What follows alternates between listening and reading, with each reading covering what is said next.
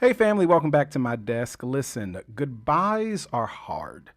Whether you're saying goodbye to a loved one, whether you're saying goodbye to a relationship, or even whether you're saying goodbye to an environment inside of your life, let's just be honest. Saying goodbyes are hard. But one of the things that we're going to talk about today in conversation is how we can actually design our goodbyes so that they can be a little bit more intentional. Okay. Listen, I want you to stick around with me inside of today's conversation because I truly do believe that at some point we all are going to have to say goodbye to things in life. But if we do it with intention, we can become better people as well as we're able to grieve appropriately for the long haul journey. So let's jump right inside of today's conversation, okay? Let's start with the basics. Grief is not just sadness. Grief is the natural emotional response to loss. It's the process of adjusting to life after something meaningful has changed or disappeared. While many of us associate grief with death, that's just one part of the story. You see, there are several types of grief. You have anticipatory grief. This is the grief you feel before a loss occurs, like when a loved one becomes terminally ill. You also have disenfranchised grief.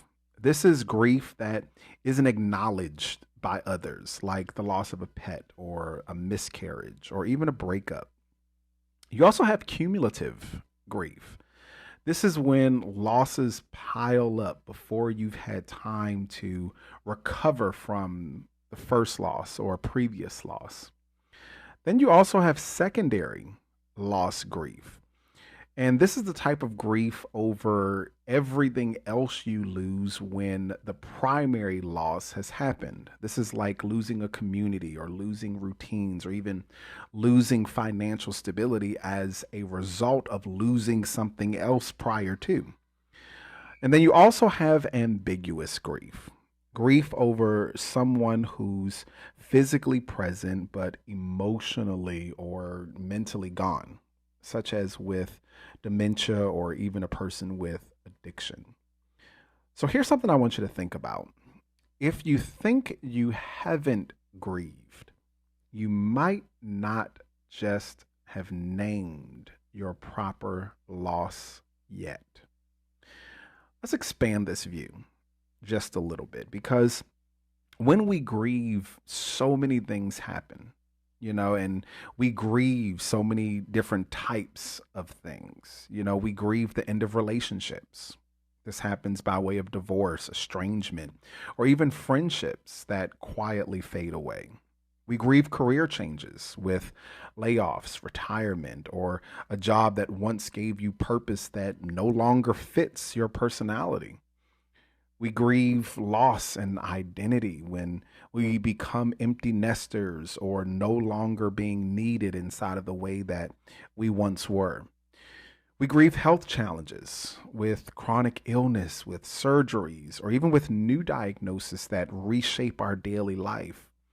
And then we also grieve even happy things. Yep, that's true. Like moving to a new city, graduating, and even growing older can bring about feelings of grief. The truth is that grief shows up wherever loss lives. Inside the book of Ecclesiastes, the third chapter, verses 1 and 4, it reminds us that to everything there is a season.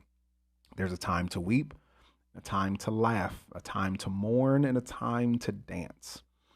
Recognizing the season you're in gives you permission to grieve what was while preparing you for what's next.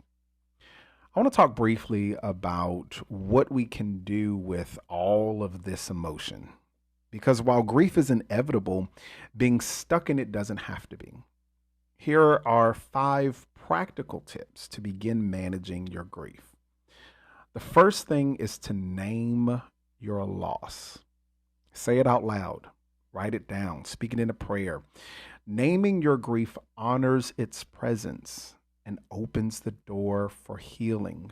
The book of Psalms, the 34th chapter and the 18th verse says, "The Lord is close to the brokenhearted and saves those who are crushed in spirit."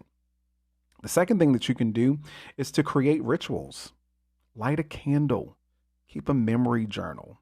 Visit a meaningful place. See, here's the thing. Rituals help us connect with what we lost in a safe and also sacred way. The third thing you can do is to move your body. Grief is physical. So take walks, stretch, rest, do whatever helps you stay in your body while your emotions are moving through it. The fourth thing is to talk to someone, whether it's a therapist, a spiritual advisor, or even a trusted friend. Sharing your grief makes it bearable. Even Jesus wept openly inside of the book of John, the 11th chapter and the 35th verse. And grief shared is grief halved. I want you to think about that. And then finally, I want you to give yourself some grace. There's no timeline. Grief isn't a race. No, it's a rhythm. Some days will feel light. Other days will feel like waves crashing. And that's okay. Because healing doesn't mean forgetting. It means learning to live forward while carrying love with you. If this conversation is resonating with you, I've created some resources that will help you to go deeper. I have an audio series on navigating grief that offers spiritual encouragement and guided reflections to help you walk through grief inside of your own time. And then I also have a new ebook entitled Designing Your Goodbyes. It's a 50-page guide full of tools, wisdom, and space to process any type of loss that you might be experiencing. And here's the thing, whether your loss is fresh or decades old, these resources will meet you where you are. They're designed with love and they're designed just for you. You can find both of them inside of a link inside of the description, or even you can visit my website and find them there. And listen, if you're still listening, I want you to answer this question within yourself. What goodbye in your life still feels unfinished? Just let that rest with you as you go throughout your day today. Listen, thank you for spending time with me at my desk. I want you to know that grief is not something you have to walk through alone.